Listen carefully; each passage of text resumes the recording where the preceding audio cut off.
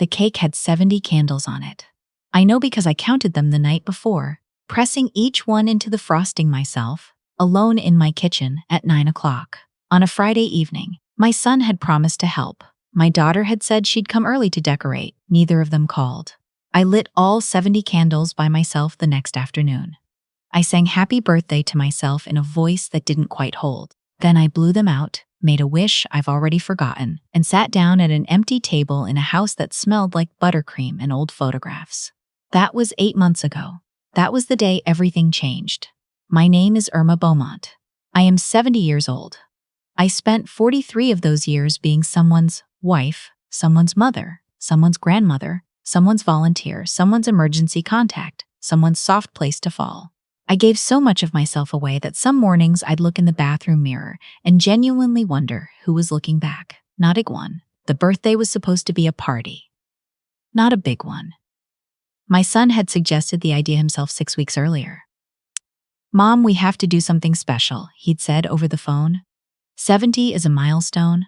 We'll do a lunch, something nice. I'll handle everything. He said those words. I'll handle everything. I believed him. That was my first mistake. But honestly, it wasn't even close to my last. My husband passed 4 years before that birthday. Lung cancer, 11 months from diagnosis to the end. His name was Warren, and he was the kind of man who fixed things before you knew they were broken, who remembered everyone's coffee order, who could make a room feel warmer just by walking into it. When he died, I thought the grief would kill me too. It didn't, but it changed the shape of everything. Our son Cliff had been distant for years before Warren got sick, but the illness made it obvious in a way I could no longer explain away. He came to the hospital twice. Twice in 11 months. Each time he stayed for a few hours, spoke mostly to the doctors, and left with an excuse that had something to do with work. His wife Tamara was always busy. The children always had activities. Life was complicated, he told me. I understand, Mom. I understand, Mom. I heard that in so many times over those 11 months that it stopped meaning anything at all. My daughter Lena was different, or I thought she was. She called more often than Cliff during Warren's illness, sent flowers, texted to check in. But she never actually came. She lived 4 hours away in Nashville, and the drive was long, and her youngest was in a difficult phase, and her husband's schedule was unpredictable. There was always a reason. The reasons were always reasonable, taken one at a time. Together, they added up to 11 months of absence. At the funeral, both of them cried. Both of them held my hands and promised to be there. "We're here now," Lena whispered in my ear. "We're not going anywhere." 3 weeks later, I was alone. Back to the phone calls that lasted 6 minutes. Back to the text that said thinking of you without a follow-up. Back to Warren's chair by the back window, which I couldn't bring myself to move, couldn't bring myself to sit in, couldn't bring myself to look at for more than a few seconds at a time. I learned to live inside the silence. 4 years of it, slow and heavy as wet clay. And then my son called to say we should celebrate my 70th birthday, and I let myself feel something close to hope.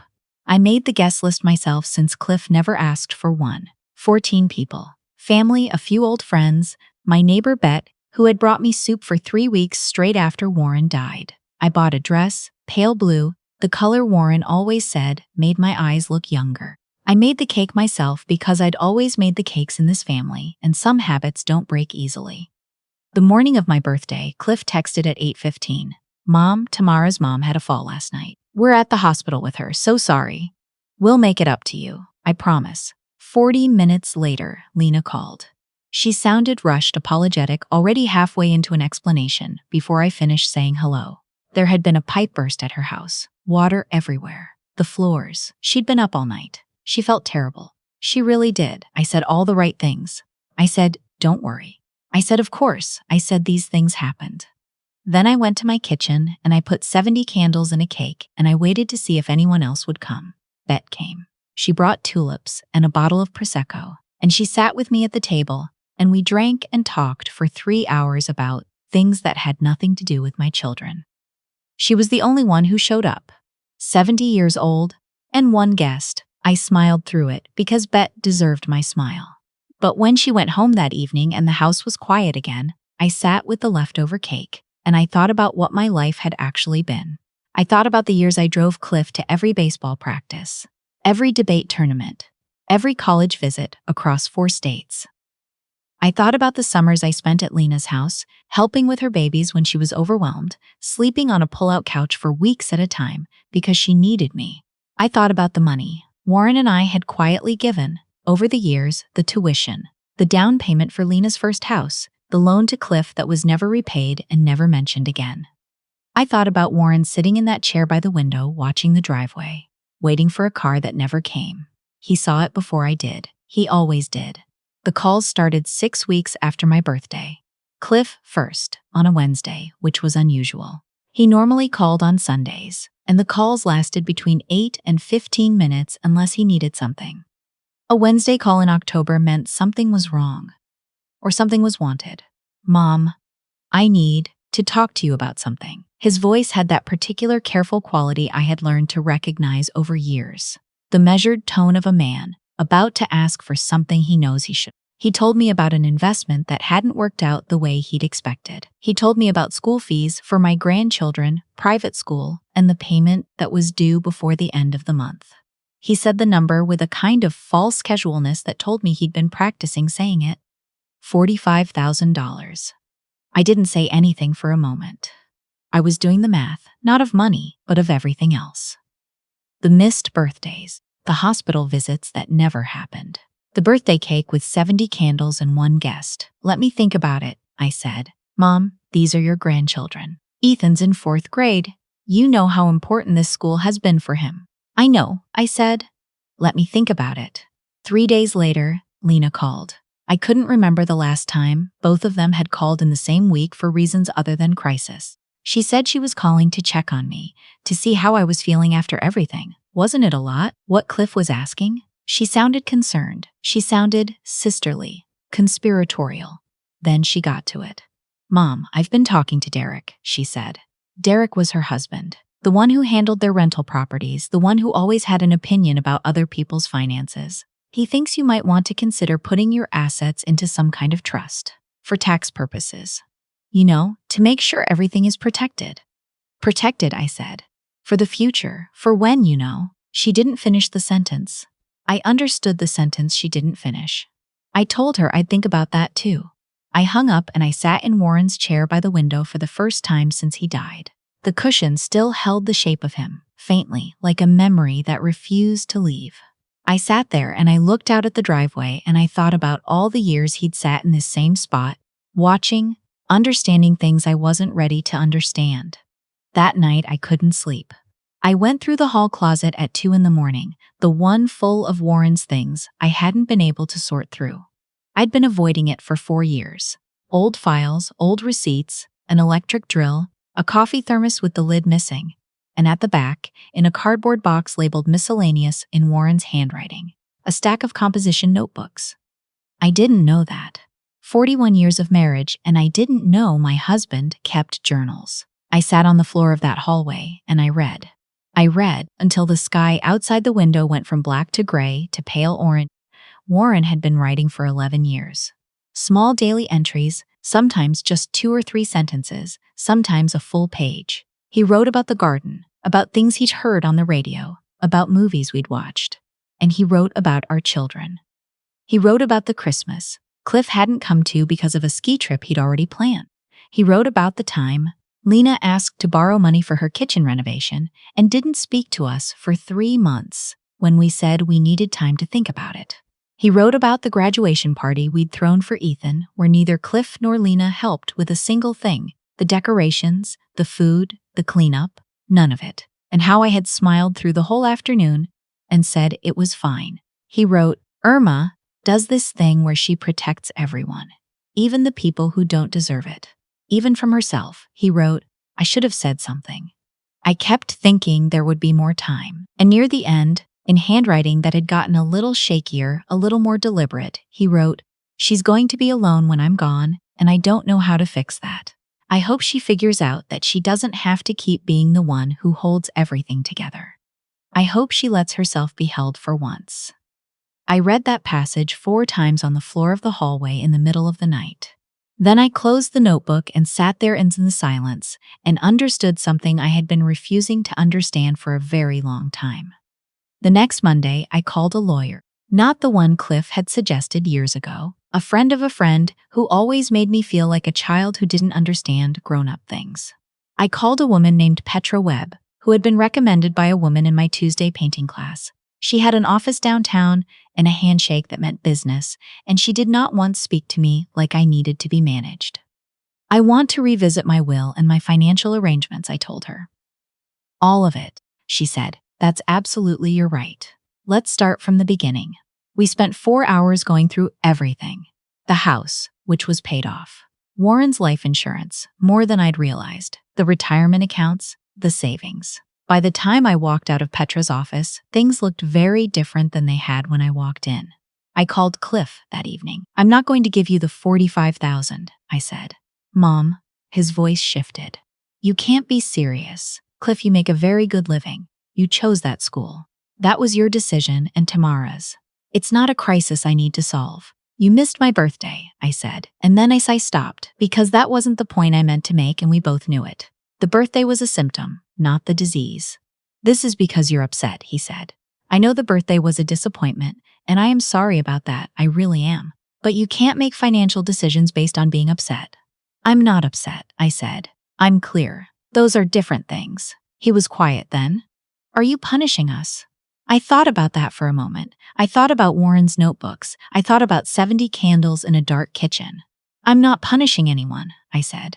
I'm just done arranging my life around people who don't arrange their lives around me. That's all. He hung up. I let him. I called Lena the following morning. I've decided not to set up a trust through Derek, I said. Mom, that's a mistake. You need someone managing those assets. You shouldn't be handling all of that alone. I have someone, I said. Her name is Petra Webb. She's my attorney. Who? Lena's voice changed texture, got tighter. I don't know who this person is. Why are you making decisions without talking to us first? Because they're my decisions to make, I said. She went quiet, and then she said something I will not forget as long as I live. She said, Mom, I'm worried about you. Grief changes people. I've read about this. Sometimes when people are alone too long, they start making choices that aren't really in their best interest. I think you might need to talk to someone. A professional. She said it gently. That was the most frightening part. She said it gently, like she was concerned, like she was on my side. Are you suggesting that I'm not competent to make my own decisions? I asked. I kept my voice very even. I'm not saying that. I'm just saying that. Yes, you are, I said, and now I know something I needed to know. I ended the call and I sat with the silence for a long time. Not the heavy silence of grief, but a different kind. Clarifying, like the air after a thunderstorm.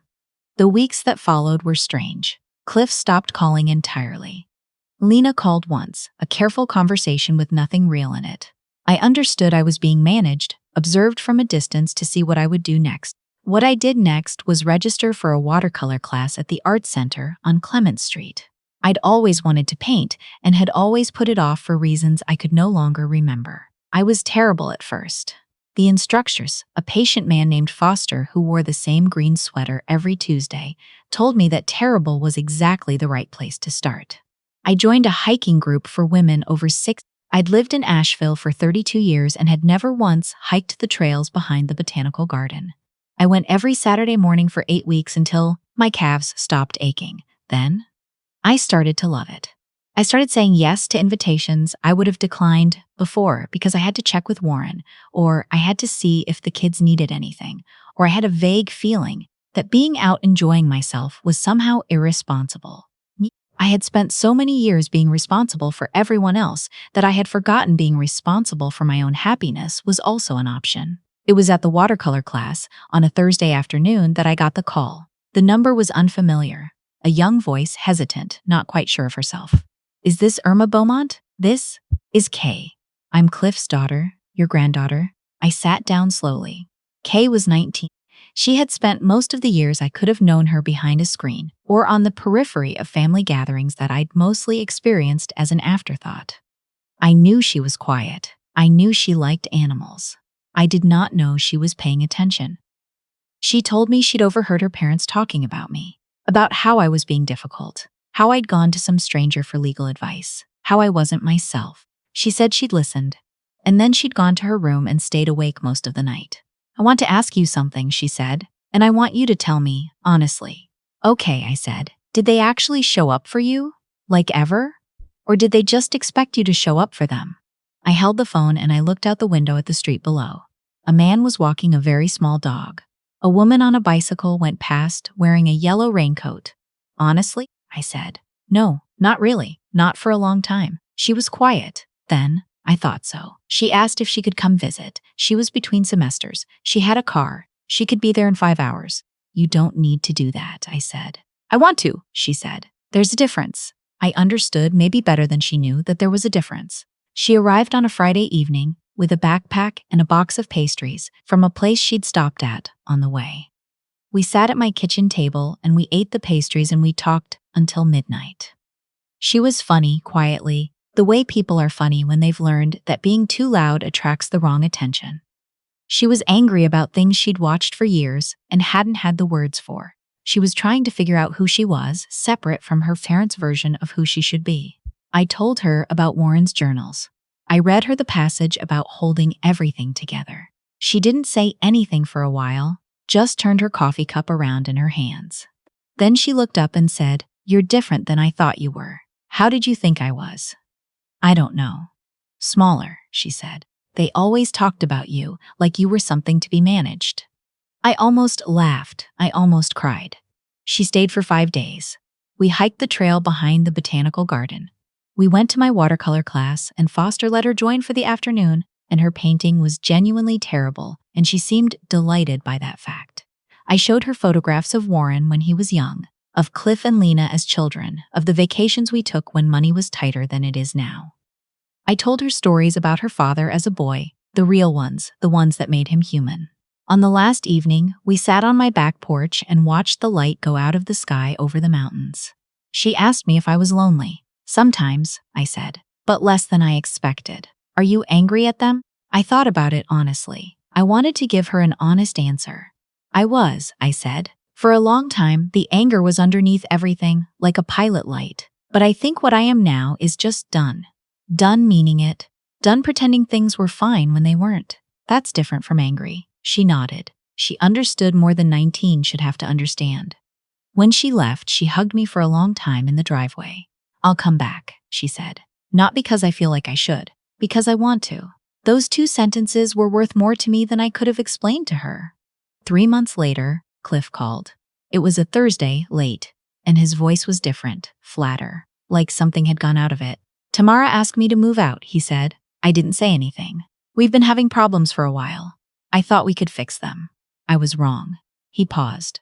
"I don't really have anyone to talk to. I called you because I didn't know who else to call. I thought about the $45,000. I thought about the hospital, 11 months, 2 visits. I thought about the birthday cake. I didn't say any of those things." "I'm sorry," I said. "That's a hard thing. I know I haven't been a good son. I know that. I'm not calling to ask for anything. I just needed to hear someone's voice." I stayed on the phone with him for an hour. I didn't offer solutions. I didn't tell him it was all going to be fine. I just listened, which was what he needed, and I told him the truth when he asked for it, which was what he needed even more. He came to see me the following month. He sat at my kitchen table, the same table where he'd done homework as a boy, and he looked like someone who had begun to understand things he'd spent years avoiding. He didn't ask for money. He didn't talk about the will. He just sat there and talked to me like I was a person he was getting to know for the first time. Maybe he was. We didn't fix everything in one afternoon. I wasn't foolish enough to believe we would, but we started something. An honest conversation, the first one in years, and that was something I hadn't expected to have again. Lena was a different story. She didn't call. She didn't come. When Kay told me later that she'd chosen to transfer to a college 2 hours from Asheville, near me, Lena sent me a message through Cliff saying I had interfered in her relationship with her daughter. The message came through an intermediary because she couldn't bring herself to say it directly. I wrote back, also through Cliff. Kay is an adult who made her own choice. I did not make it for her. I didn't hear from Lena after that. I thought it would hurt more than it did. I thought losing daughter, even a daughter who had already lost herself, would feel like drowning. Instead, it felt like setting down something I'd been carrying so long I'd forgotten I was carrying it. Kay moved into an apartment near downtown. She came to Sunday dinners. She brought friends sometimes, interesting people who asked interesting questions, who treated me like someone with things to say rather than a problem to solve. She came to my watercolor class, and Foster framed one of her pieces, a slightly lopsided heron, and hung it by the front door. On a Tuesday in March, almost exactly a year after that birthday, with 70 candles, I finished a painting I'd been working on for 3 weeks. It was the view from my back porch, the mountains at dusk, the light going orange and pink behind the ridge. It wasn't perfect. Foster said it was my best work. I took it home and hung it in the hallway, where for years there had been a family photograph that had started to feel like a story I used to tell about myself rather than the truth of who I was. Warren's journals were on the shelf in my bedroom. I read them sometimes, not from grief, but because they made me feel less alone in the history of my own life. Because he saw things clearly, and his clarity helps me see clearly too, even now. "You deserve better," he had written, in that shakier handwriting near the end. I should have said so out loud. He was right that he should have said it. He was right that I deserved it. The difference between this year and last year is that I finally believe it myself. My son is learning who I am. My daughter has gone quiet. My granddaughter calls me on Tuesdays and comes for dinner on Sundays and laughs at my terrible jokes and is growing into someone I genuinely admire. My house is full of things I chose. My painting on the wall, Warren's journals on the shelf, the hiking boots by the door, muddy from Saturday, a pottery mug Kay made in a class she took, slightly uneven, the best coffee mug I've ever owned, 70 years. Most of them spent holding things together for other people. 1 year spent learning that I am not a function, not a resource, not a problem to be managed or a soft place for everyone else to land while I land nowhere at all. I am Irma Beaumont. I am 71 years old. I make watercolor paintings and I hike on Saturdays and I sit in Warren's chair by the window sometimes and I don't wait for anyone. The driveway is empty and that's all right. The people I love know where I live. The ones who want to be here are already here. And that, after 71 years, turns out to be enough.